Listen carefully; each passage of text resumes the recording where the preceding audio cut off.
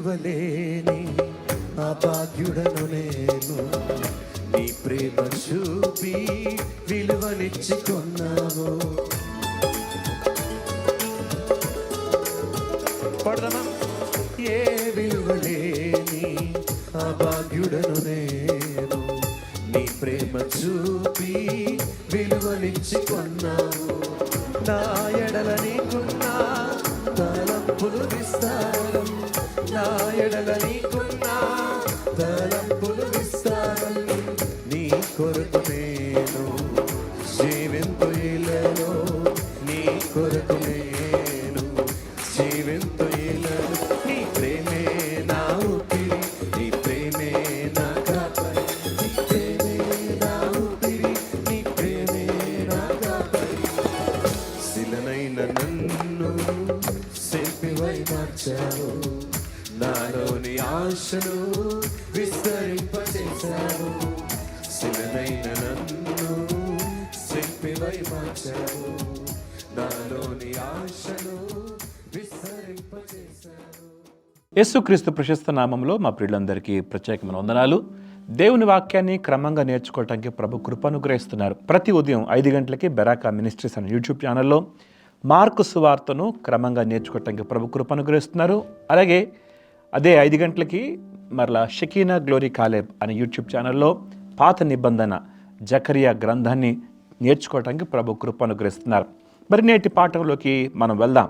Mark సువార్త 2వ అధ్యాయము 23వ వచనం నుంచి మనం చూద్దాం.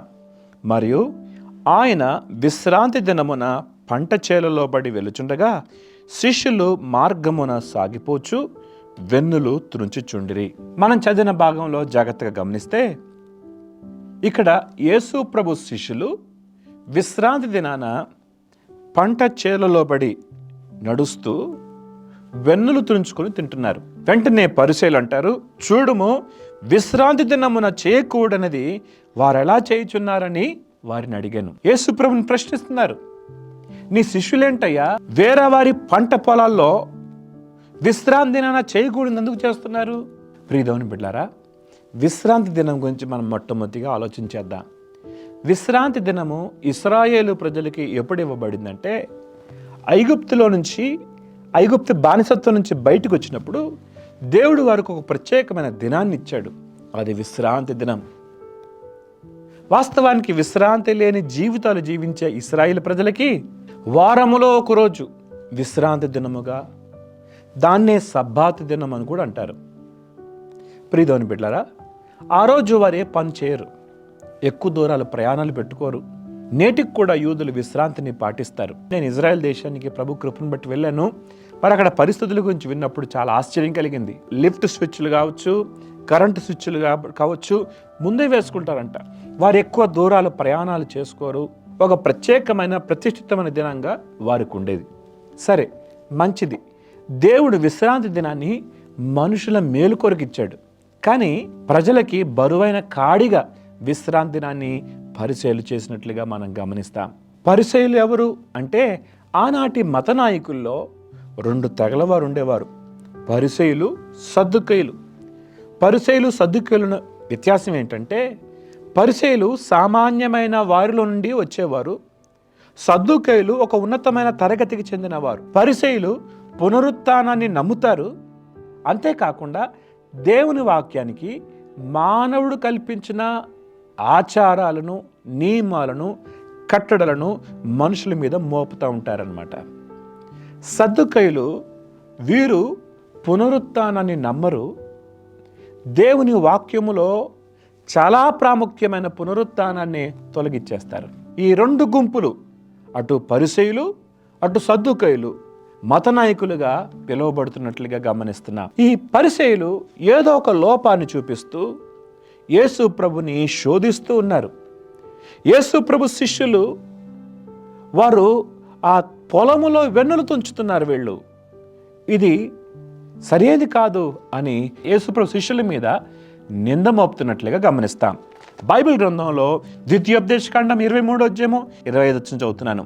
నీ పొరుగు వాని పంట చేలలో వచ్చినప్పుడు నీ చేతుల్లో వెన్నులు తుంచుకొనవచ్చును, కానీ నీ పొరుగు వాని పంట చేని మీద కొడవలి వేయకూడదు. తుంచుకో, కానీ గొడవలు వేయకూడదు. వీరు పొరుగువారి పొలములో పడి తింటే తప్పు కాదు, ఎందుకంటే వారు గొడవలు వేయలేదు. వారు చేతులతో వ్రెండులు తుంచారు, వారి ఆకలి తీర్చుకున్నారు. వారి ఆకలి తీర్చుకోవటంలో తప్పేం లేదు. కానీ ఈ పరిసయ్యులు వారి మీద తప్పును మోపాలని ప్రయత్నం చేస్తున్నారు. వీరు కోడిగుడ్డు మీద ఈకలు వెతికేవారు, విమర్శనాత్మకముతో చూసేవారు పరిసయ్యులు.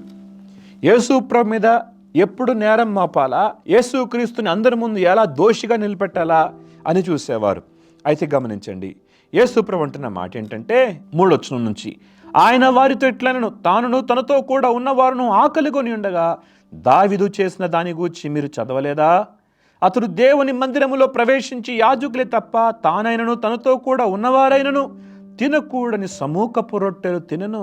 5వ వచనం గమనించండి, మరియు యాజకులు దేవాలయములో విశ్రాంతి దినమును ఉల్లంఘించి నిర్దోషులై ఉన్నారని మీరు ధర్మశాస్త్రమందు చదవలేదా? దావీదు నిర్దోషిగా, యాజకుడు కూడా నిర్దోషిగా ఎంచబడలేదా అని ప్రభు లేఖనాల్లో ఉన్న సంగతిని తెలియజేస్తున్నట్లుగా మనం గమనిస్తున్నాం. గమనించండి, 6వ వచనంలో, దేవాలయం కంటే గొప్పవాడు ఇక్కడున్నాడని మీతో చెప్పుచున్నాను. అలాగే విశ్రాంతి దినము అనేది మనుషులకి భారంగా ఉండటానికి ఇవ్వబడలేదు. విశ్రాంతి దినము మనుషుల కొరకు నియమించబడింది. విశ్రాంతి దినము కొరకు మనుషులు కాదు, మనుషుల కొరకే విశ్రాంతి దినం అని యేసు ప్రభు మార్కు సువార్త 2:27లో మనం చూస్తాం. విశ్రాంతి దినాన ప్రభు స్వస్థపరిచినందుకు కూడా విశ్రాంతి దినం ఎందుకు స్వస్థపరిచావు అని అడిగారు. విశ్రాంతి దినం ఎందుకు వస్తున్నారు వీళ్ళు అని అడిగారు. విశ్రాంతి దినము ప్రజలకి భారంగా ఉండటానికి ఇవ్వబడలేదు, ప్రజలకి ఆశీర్వాదకరంగా ఉండటానికి దేవుడిచ్చాడు. ప్రియదేవుని బిడ్డలారా, ఆ తర్వాత వచనాల్లో మనం గమనిస్తాము 28వ వచనంలో, అందువలన మనుష్య కుమారుడు విశ్రాంతి దినమునకు ప్రభువై ఉన్నాడని వారితో చెప్పాను. అలాగే మరో చోట మనం చూస్తాం, నేను బలిని కోరువాడను కాదు కనికరమునే కోరువాడను. దేవుడు కనికరాన్ని కోరేవాడు. విశ్రాంతి దినాన్ని ఎంతోమందిని ప్రభు స్వస్థపరిచాడు. విశ్రాంతి దినాన్ని ప్రభు ఎంతోమందికి మేలు చేశాడు. దేవుని బిడ్డలు కృపా సత్యముతో ఉండాలి, కృపతో ఉండాలి, సత్యముతో ఉండాలి. ఇక్కడ పరిచయల గురించి ప్రభు మోపుతున్న నేరం ఏంటంటే మత్తయి సువార్త 23:23లో, అయ్యో వేషధారులైన శాస్త్రులారా, పరిచయులారా, మీరు పుదీనాలోను సోపులోను జీలకర్రలోను 10వ వంతు చెల్లించి ధర్మశాస్త్రంలో ప్రధానమైన విషయములు అనగా న్యాయమును, కనికరమును, విశ్వాసమును విడిచిపెట్టితిరి. పరిసయ్యులు పేరుకు భక్తి గల వారిగా, ధర్మశాస్త్రం నెరవేర్చే వారిగా కనపడుతున్నారు, కానీ ఉండవలసినవి వారిలో లేవు. న్యాయమును, కనికరమును, విశ్వాసం, ఈ 3 చాలా ప్రాముఖ్యమైనవి. దోమ లేకుండా వడియగట్టి ఒంటెని మృంగువారు మీరే అని ఈ పరిసయ్యుల గురించి ప్రభు చెప్తాడు. వీరు వేషధారణతో ఉండేవారు, పైకి భక్తి గల వారి కనబడి ఇతరులను చాలా బాధించేవారు. దేవుడి మాటలు దీవించుగాక. ప్రార్థన చేద్దాం. మహోన్నతులకు దేవ సర్వాధికారికి స్తోత్రాలు. విశ్రాంతి దినము మనుషులకి భారంగా ఉండటానికి కాదు, వారికి దీవెనగా ఉండటానికి అనుగ్రహించావు. నీవు బలిని కోరేవాడివి కాదు, కనికరమును, న్యాయమును, విశ్వాసమును కోరేవాడివి. మేము తీర్పు తీర్చే ముందు మాలో ఉండవలసిన కనికరమును, న్యాయమును, విశ్వాసమును కలిగి ఉండే కృప ఇవ్వమని, విత్తబడిన మాటలు మందరి హృదయ నీరుగట్టి ఫలింప చేయమని యేసు నామములో అడుగుతున్నాం తండ్రి.